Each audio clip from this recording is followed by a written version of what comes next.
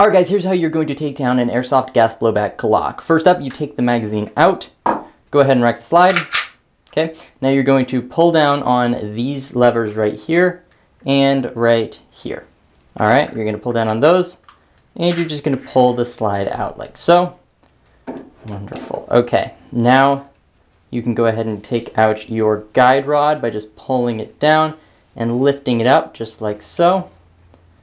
Alright, now you're going to go ahead and move your outer barrel and inner barrel out just a little bit, pivot it up, and then you can take it out just like that. Okay, now you can put your slide down. Now how you take the inner barrel out of the outer barrel is you just lift it up a little bit like so, and pull it out. Alright, now here's your inner barrel. Alright, now this is all you need to do to take it down to give it a basic cleaning. Alright, now to put it back together, you're just going to take your outer barrel, put your inner barrel in, just like so. Now you're going to go and plop it into your slide, just like that.